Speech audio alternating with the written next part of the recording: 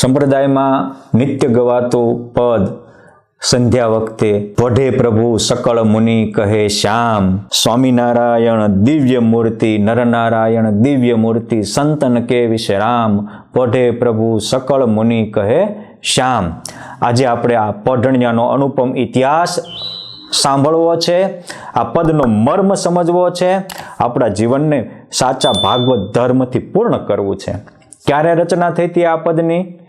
સ્વામિનારાયણ સંપ્રદાયમાં વિક્રમ સંવત 1878 ફાગણ સુદ ત્રીજ તારીખ 24/2/1882 રવિવારે અમદાવાદમાં ભગવાન સ્વામિનારાયણે પહેલા ભારતખંડના મહારાજાધિરાજ નરનારાયણ દેવની પ્રતિષ્ઠા કરી.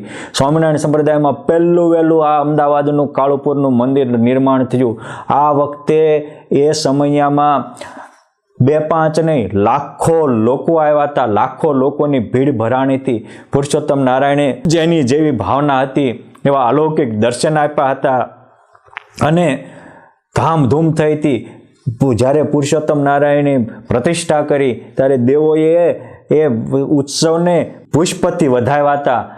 ગાંધર્વોએ ગાન કર્યું હતું, અપ્સરાઓએ નૃત્ય કર્યું હતું, મુક્તોએ પણ ત્યાં પુષ્પ ચંદનની વૃષ્ટિ કરી હતી. આ રીતે વિક્રમ સંવત 1878 ફાગણ સુદ ત્રીજ રવિવારના પાવન દિવસે, જેમ આદિત્યવાર છે એ દિવસે સ્વામિનારાયણ સંપ્રદાયમાં એક ભક્તિનો સૂર્યોદય ઉદય થયો. પછી આ ભક્તિ પરંપરા વૈષ્ણવ મતને અનુસારે ચાલે એટલા માટે મંદિર તો થયું. થાળના પદ હતા. ભૂમાનંદ સ્વામીનો થાળ બપોરે બોલાણો. સાંજનો સમય થયો. મહારાજે મોટી સભા ભરી. મુક્તાનંદ સ્વામી, પ્રેમાનંદ સ્વામી, બ્રહ્માનંદ સ્વામી, ગોપાળાનંદ સ્વામી, આનંદાનંદ સ્વામી, સર્વજ્ઞાનંદ સ્વામી, ગુણાતીતાનંદ સ્વામી જેવા મોટા મોટા ધુરંધર સંતો બેઠા હતા.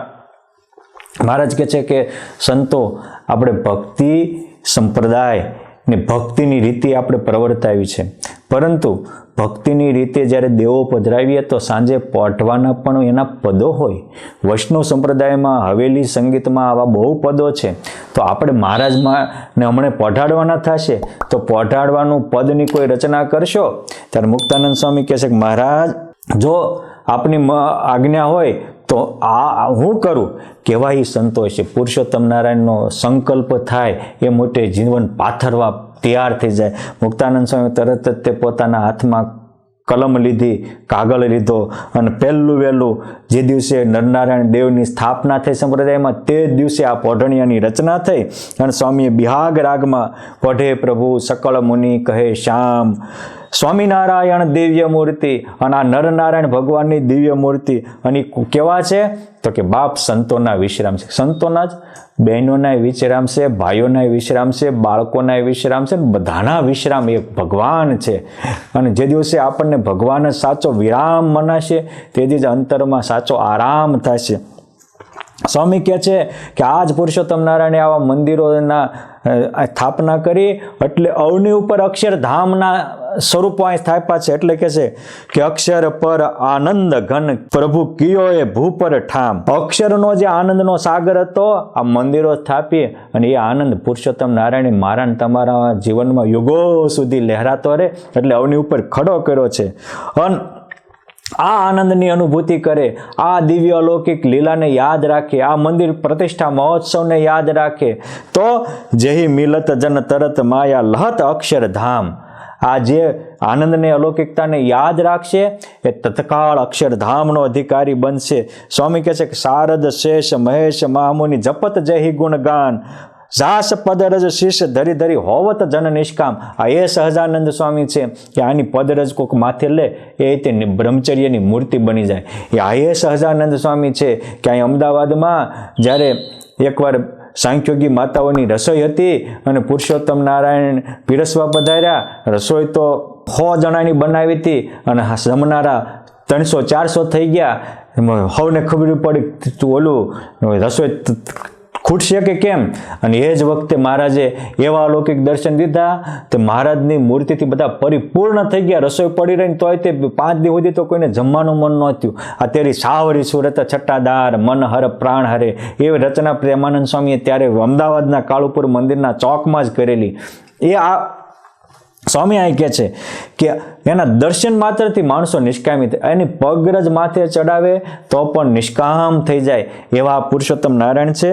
માટે હું મારા પ્રેમરૂપી પર્યંક એટલે કે પ્રેમરૂપી સૈયામાં પોઢાડું અને સુખ અને આરામ કરું છું. મુક્તાનંદ નિજ ચરણ ઢીગ ગુણ ગાવત આઠો જામ.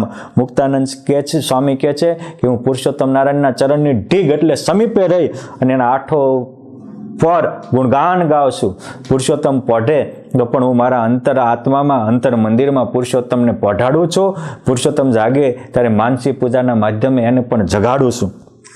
વાલા મુક્તો, આ રીતે આ પોઢણિયું પહેલું વહેલું મંદિર સ્થપાણું તે દિવસે લખાણું અને એ પોઢણિયું પછી બધા જ મંદિરોમાં કાયમ બોલાતું હતું.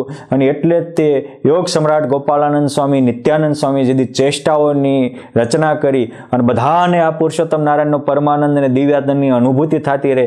સાંજે સૂતા પહેલાં પણ મહારાજ મારો આત્મા છે, હું જ મહારાજમાં વિશ્રામ કરનારો છું એ સમજાય એવા હેતુથી બંને દેશમાં આ પોઢણિયું ગવાય એટલે ચેષ્ટામાં છેલ્લું પોઢણિયાનું પદ મૂક્યું.